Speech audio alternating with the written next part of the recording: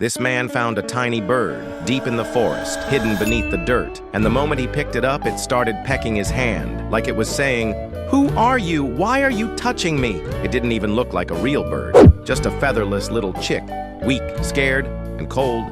But the man didn't walk away. He brought it home, fed it, and cared for it.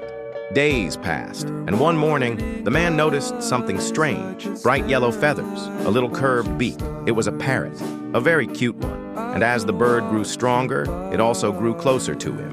Every time he held the bird, it was saying, "Thank you." And the man, he never once gave up on that little life. Would you have done the same? Hit the like button and subscribe.